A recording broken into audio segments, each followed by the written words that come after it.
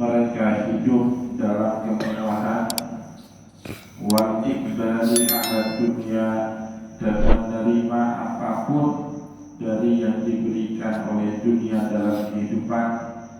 Mau cari apapun, kita lebih gampang menemukannya di kota dibandingkan di pedesaan. Ya, ternyata berbagai macam kenikmatan, fasilitas hidup itu membuat karakter dan watak manusia itu menjadi lalai, ya, menjadi hidup di zona nyaman.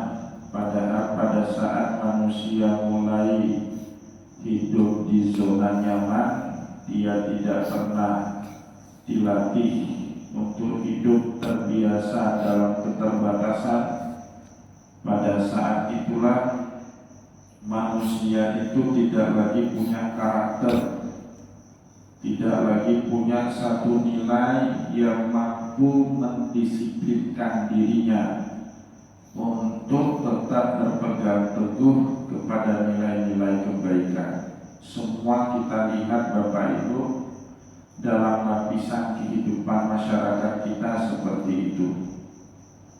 Kalau seorang ayah tidak memberikan pendidikan yang penuh dengan disiplin, yang penuh dengan keterbatasan kepada anak-anaknya, maka anak-anak ini biasanya lalai.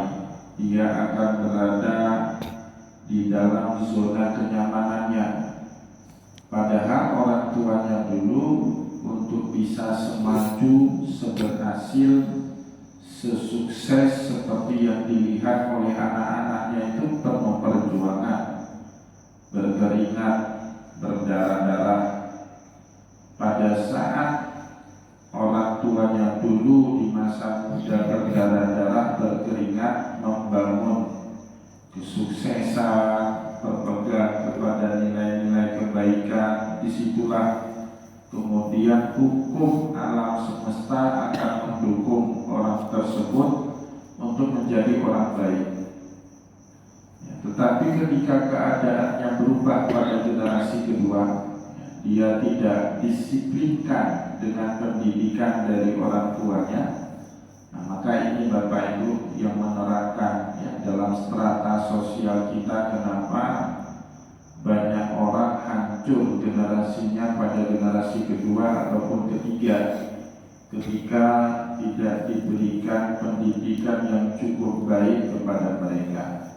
Ingat, semua kemewahan, semua fasilitas hidup, semua kenikmatan kalau tidak digunakan dengan tepat sesuai dengan pendidikan, ya, maka Bapak Ibu yang dimuliakan oleh Allah, fasilitas hidup itu bukan membuat kita makin menjadi manusia maju, tapi justru kemewahan, kelimpahan, segala fasilitas hidup itu membuat generasi berikutnya dari kita itu makin mundur. Nah, disinilah butuh yang namanya kontrol pendidikan dari orang tua. Kalau dulu kita belum pegang HP misalnya, kecuali sudah berumur, saat sekarang anak-anak kita megang HP saat usia mereka sangat kecil, boleh nggak? Boleh, tapi dikontrol, dijelaskan HP ini tujuan utamanya sebagai alat komunikasi. Fungsi lain dari HP itu sekunderi semua, bukan tujuan utama. Jadi gunakanlah handphone itu dengan bijak. Nah, itu kita didik, kita kasih tahu si anak. Bukannya nanti malah fungsi HP sebagai alat komunikasi menjadi fungsi sekunderi. Fungsi utamanya si anak kita megang HP itu buat apa? Buat main game atau buat main judi online, ya, atau bahkan pakai KTP orang tuanya untuk pinjam duit di pinjaman online. Itu sudah bahaya Bapak Ibu. Kenapa bisa seperti itu dan ada di tengah masyarakat kita? Karena tadi didikan orang tuanya tidak dijelaskan buat apa ini itu.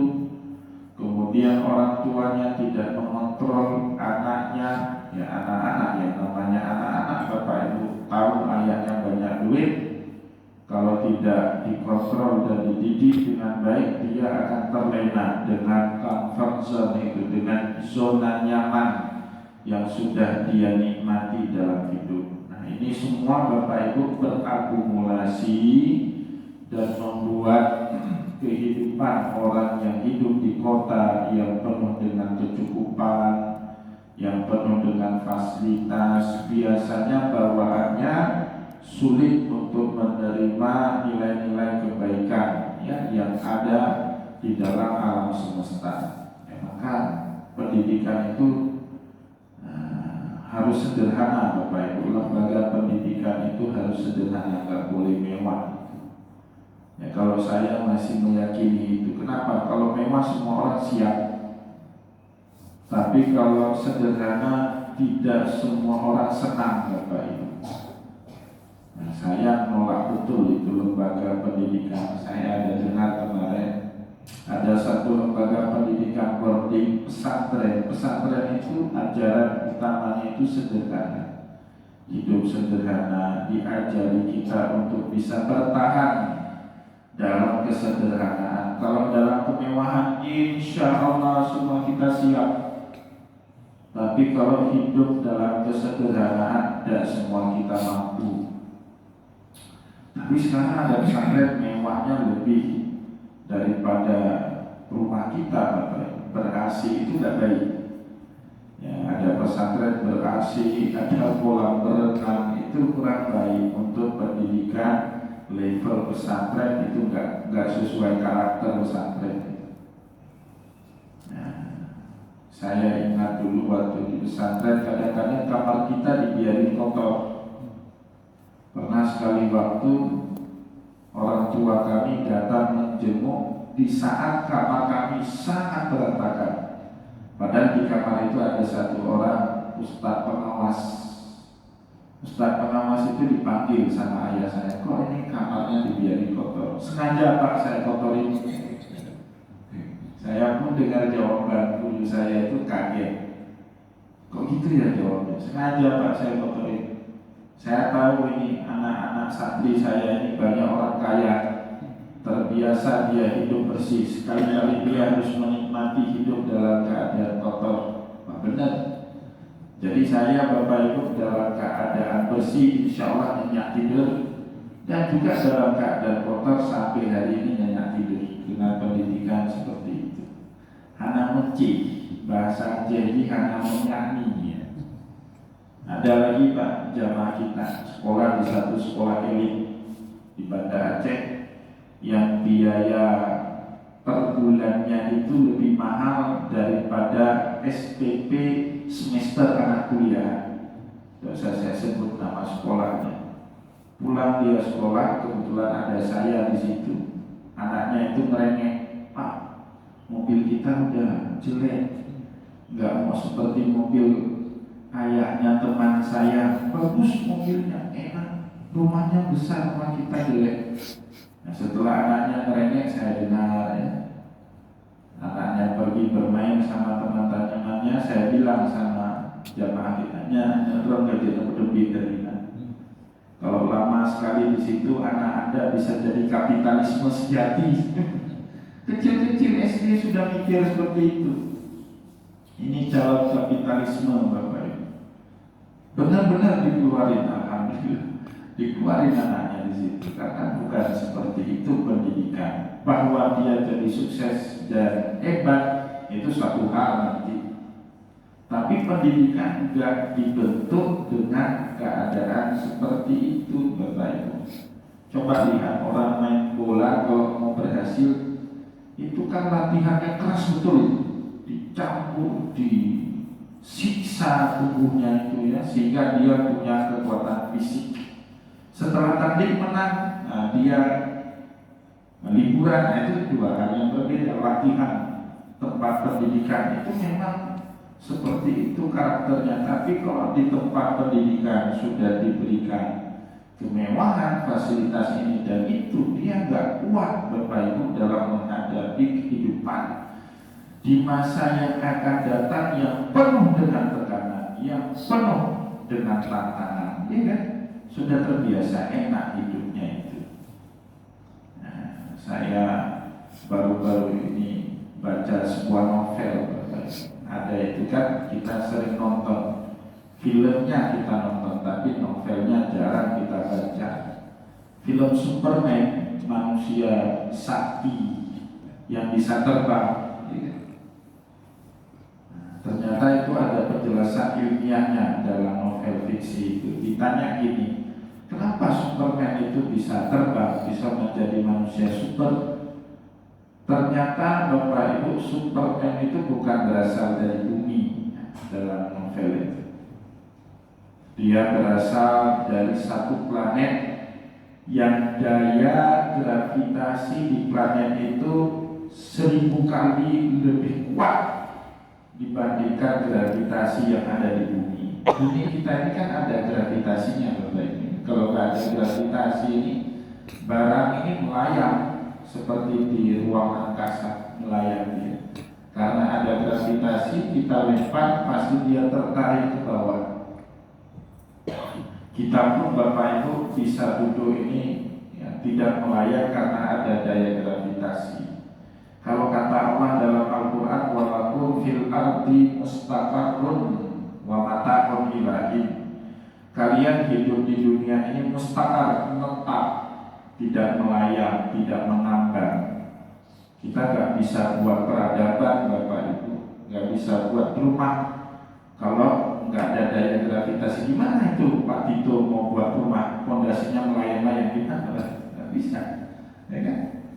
Nah, ternyata Pak, dari planet Superman datang itu daya gravitasinya 1000 kali lebih kuat daripada daya gravitasi yang ada di bumi. Jangankan untuk terbang, Bapak Ibu, untuk ngangkat kaki aja jalan itu susahnya minta ampun di planetnya Superman itu. 1000 kali itu ngangkat kaki aja susah sekali. Dan dia tiap hari dalam keadaan seperti itu. Sampailah Bapak Ibu suatu hari dia terdampar ke bumi. Kaget dia, di bumi ini ternyata daya gravitasinya tidak sekuat di planet dia berasal. Sehingga Bapak Ibu apapun yang ingin dia lakukan terasa lebih mudah, ya? Kenapa? Daya gravitasinya lebih ringan dibandingkan tempat dia berasal, maka dia bisa terbang. Nah, logika ini kan bisa Bapak paham. Pendidikan memang harus seperti itu. Saya waktu di Ruhul Islam Anak Bangsa dulu kelas 2 punya niat mau keluar pesantren. Ada teman saya yang keluar satu catur ulang lebih cepat dari saya. Dulu belum semester pakai catur ulang. Teman saya sekelas itu, Pak, keluar dari pesantren satu catur ulang lebih cepat dari saya ke sekolah, salah satu sekolah di Banda Aceh. Nah, gak usah saya sebut nama sekolahnya. Saya rencananya mau pindah ke situ juga. Teman saya yang pindah itu dulu di pesantren rankingnya di bawah saya. Kalau saya 78, dia itu di 10-11 rankingnya. Tiba-tiba setelah dia pindah di sekolah baru itu, rankingnya itu ranking 1, ranking 2 terus. Saya bilang gak betul sekolah itu. Akhirnya saya gak jadi pindah, tetap di pesantren. Bagi saya itu gak betul pendidikan itu. Masa teman saya yang rankingnya belasan pindah ke sekolah itu bisa jadi ranking 1, berarti kan banyak gak betulnya di situ. Dan ternyata pikiran saya itu benar, Pak. Memang gak benar sekolah. Jadi Bapak Ibu yang dimuliakan oleh Allah, jangan pernah senang melihat rapor anak kita itu hebat. Belum tentu. Ya, yang paling penting pendidikannya gimana, itu disiplinnya itu lingkungan. Nah, lingkungan kota itu membuat kita terlena, Bapak Ibu, ya. Nah, beda dengan lingkungan di perkampungan. Saat minimnya fasilitas, punya keterbatasan dari faktor-faktor yang bisa mendukung kehidupan kita nyaman, ya, maka masyarakat di kampung itu punya rasa sosial yang lebih tinggi dibandingkan masyarakat yang hidup di kota. Masyarakat yang hidup di kota saat mereka sudah terbiasa, kalau kata Imam Ibnu Khaldun, yu'amuna min fununil malati, yang sudah terbiasa merasakan enaknya hidup, wa awaidin taraf, semua fasilitas mewah, wal iqbali ala dunia, dan menerima semua infrastruktur yang ada di dunia ini, wal wuqufi ala syahwatihim minha, dan mereka juga sudah nyaman betul dalam berbagai kenikmatan hedonisme itu, fatalawasat anfusahum, maka di saat itulah jiwa mereka itu terpolusikan ya dengan berbagai macam bikasratin min mazmumatil khuluqi wasyarri, terkontaminasi, terpolusikan dengan apa? Bikasratin, dengan banyaknya, min mazmumatil khuluq, dengan akhlak-akhlak mazmumah, wasyarri, dan nilai-nilai keburukan. Ya tadi, orang yang sudah terbiasa hidup nyaman diajak hidup menderita tidak bisa. Orang yang terbiasa hidup menderita dapat fasilitas nyaman, semua kita bisa, Bapak Ibu. Dua hal yang berbeda. Jadi pendidikan ngajari idealisme.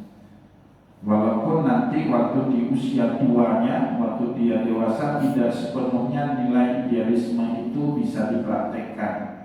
Kadang-kadang manusia harus berdialog dengan pragmatisme kebutuhan hidup, itu beda, Bapak Ibu. Tapi kalau di pendidikan sudah diajari yang gak benar, maka ini orang akan selamanya jadi orang yang gak benar. Itu saya kasih contoh tadi, pertama ya Superman. Yang kedua, Bapak Ibu, ada contoh salah seorang jamaah kita, dia pengusaha. Satu hari ada orang berutang kepada dia gak bayar-bayar. Utangnya bukan 1, 2 atau puluhan juta, ratusan juta, hampir Bapak Ibu, gak bayar-bayar. Akhirnya beliau mengajak anak laki-lakinya, beliau bawa parang, turun, bayar gak utang saya? Karena digertak seperti itu, dilihat sama karyawannya, mereka akhirnya dibayar setengah, dibayar setengah, masuk mobil. Ayahnya ini bilang kemudian, kamu jangan pernah ikut seperti yang saya lakukan, itu gak benar. Tapi saya hari ini terpaksa melakukan itu karena menurut ilmu saya yang terbatas, gak ada cara lain untuk saya menagih hutang yang sudah bertahun-tahun gak dibayar. Nah, jadi karena keterbatasan ilmu, dia menggunakan cara kekerasan. Tapi dia didik anaknya supaya kamu jangan ikut saya, ini cara gak benar. Itu pendidikan, Bapak. Itu yang namanya pendidikan. Jangan mencontoh hal yang tidak benar. Walaupun kita terpaksa kadang-kadang melakukan itu, tapi kita tetap harus mengakui ini adalah perbuatan yang gak benar. Itu yang namanya pendidikan. Jadi pendidikan itu harus ideal, bahwa dalam dunia nyata nanti manusia pasti sulit ideal, pasti manusia melakukan diplomasi, negosiasi karena banyak kepentingan kita berbenturan dengan kepentingan tetangga. Di situ kita kemudian bernegosiasi. Gak bisa juga kita mempertahankan idealisme kita tanpa bernegosiasi dengan kepentingan orang. Nah, Bapak Ibu kaum muslimin dan muslimat jamaah pengajian yang dimuliakan oleh Allah, sebab itu karakter hidup di perkotaan yang penuh dengan kemewahan ini membuat jiwanya manusia itu terkontaminasi, Bapak Ibu, ya. Talawasat, terkontaminasi dengan apa? Bikasratin min mazmumatil khuluq, dengan banyaknya akhlak tercela, malas, ya kan? tidak disiplin, ya kan? Terus kurang bisa menghargai orang lain, ya. Hidupnya tidak lagi bersosial, nggak ada simpati dan peduli kepada orang di sebelah. Itu kan karakternya orang hidup di kota. Buat acara pun sendiri-sendiri, ya. Beda dengan orang di kampung yang masih punya nilai sosial yang tinggi, saling bantu, gotong royong. Bahkan di kampung tertentu sampai hari ini Bapak Ibu, kalau ada anggota kampungnya itu buat acara nikah, nggak boleh di gedung.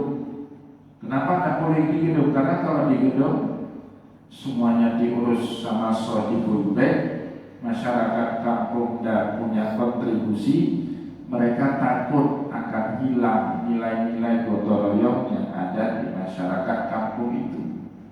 Ya. Tapi di kota sudah biasa buat acara di gedung, bahkan nggak bisa buat acara di rumah, nggak ada yang bantu, ya kan? Dengan berbagai macam kesibukan masyarakat yang hidup di kota.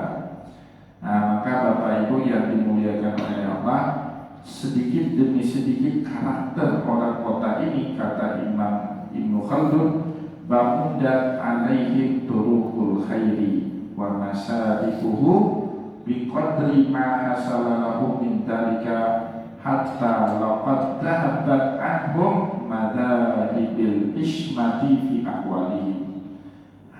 Sedikit demi sedikit karakter masyarakat perkotaan ini menjauhkan mereka. Bamudat alaihim turuqul khairi, dari jalan-jalan kebaikan yang selama ini dianut oleh masyarakat pedalaman, menjauhkan mereka karena sibuk cari uang, bangun karir, akhirnya tidak sempat lagi berinteraksi sosial di dalam masyarakat. Bahkan undangan orang sebelah rumah pun tidak bisa kita penuhi, atau ada peristiwa kematian pun tidak bisa kita ziarahi. Itu fenomena yang lazim terjadi di masyarakat perkotaan. Yang lebih tragis lagi Bapak Ibu, di Banda Aceh ini. Nah, saya sering bilang itu ada kampung-kampung tertentu yang mandiin jenazahnya itu harus di rumah sakit Zainal Abidin. Ada itu Bapak. Kenapa? Nggak ada lagi yang bisa memandikan mayit di tempat itu. Semoga nggak di kampung Imasin nggak seperti itu. Ada? Ya, boleh di Imasin ya. Ada itu Pak, meninggal dunia bawa ke rumah sakit Zainal Abidin, udah nafsi. Ada lagi kampung tertentu ada juga yang mandikan jenazah tapi bayar. Itu kan mandikan jenazah itu hukum gotong royong Bapak Ibu, ya, tanggung jawabnya kampung. Bahwa nanti dia dikasih penayang itu beda, gitu kan. Tanda terima kasih kita sudah ngurus jasa ayah kita, ya. Itu kita kasih hadiah itu beda. Tapi kalau ditentukan jin berpumano sekian, kapan sekian, waduh itu udah bisnis kematian gitu ya. Layaknya di kota-kota besar. Nah itu Bapak Ibu semua yang menjauhkan masyarakat yang hidup di kota dengan nilai kebaikan. Wa masalihuhu biqadri ma hasala lahu min dalik. Nah, jalan yang menjauhkan mereka dari nilai-nilai kebaikan itu sangat tergantung ma hasala lahu min dalik, dari apa yang mereka peroleh dari kebahagiaan dunia. Makin dunia hibil hishmati fi ahwali, lama-kelamaan tak bisa dari hilanglah madzahibul hishmah, nilai-nilai ketulusan, kesopanan, keluhuran di dalam diri orang ini. Itu disebut dengan madzahibul hishmah. Jadi hishmah itu kesopan santunan dalam pergaulan dengan sesama manusia. Gak ada lagi Bapak Ibu, gak ada sihilo lagi pun. Tetangga itu udah seperti siapa, dia di sana kita di sini, Itu disebut gejala itu dengan madzahibul hishmati fi ahwalihi. Tidak ada lagi saling peduli, saling membantu, ya. Dan akhirnya manusia menjadi nafsi-nafsi dalam kehidupannya. Fatajidul katsiran minhum yaqdiuna fi aqwalil fahsya fi majalisihim. Walaupun ya kata Imam Ibnu Khaldun selanjutnya, fatajidul katsiran minhum, belakangan kita akan mendapatkan kebanyakan dari mereka itu yaqdifuna fi aqwalil fahsya fi majalisihim, senang bertutur kata kotor dalam majelis duduknya. Nah, meskipun ini Bapak Ibu tidak hanya sekarang ya, dengan globalisasi informasi ini terjadi di masyarakat kota. Ya, kalau dulu kan akses kepada informasi itu lambat betul di kampung, sehingga masyarakat kampung lebih terpelihara. Kalau sekarang Bapak Ibu, sebagaimana detik ini orang kota tahu, di detik yang sama juga orang kampung tahu. Kalau dulu aib betul, misalnya orang kampung melakukan ini itu seperti yang dilakukan oleh orang kota, judi, buka judi di kampung langsung digerebek. Tapi dengan ada teknologi informasi, judi pun ada di kampung melalui media online, sebagaimana judi ada di perkotaan. Kalau dulu di kampung Bapak Ibu mohon maaf, nonton film-film porno itu langsung ketahuan, tapi sekarang ada di HP masing-masing. Ya, baik orang kota dan orang kampung juga mendapatkan informasi yang sama, akses informasi yang sama dengan teknologi. Nah, ini yang menyebabkan sekarang di kampung pun terjadi pergeseran. Narkoba Bapak Ibu, kalau sekarang paling banyak pengguna narkoba itu bukan di kota bahkan. Kemarin kami baru tanda tangan kerjasama dengan BNN Kota Banda Aceh itu. Siapa itu kepala BNN Banda Aceh itu, Kombes apa nama beliau saya lupa. Beliau jelaskan paling banyak pengguna narkoba itu justru di daerah-daerah perkampungan di Aceh Besar. Kalau di Kota Banda Aceh terjaga itu narkoba. Nah, seperti itu. Bapak Ibu yang dimuliakan oleh Allah, jadi globalisasi itu membuat banyak sekali perubahan-perubahan dalam kehidupan kita manusia. Yang dulunya tabu tidak lagi tabu. Ya, dulu di kampung sangat tabu hal-hal seperti itu, tapi sekarang tidak lagi dianggap tabu.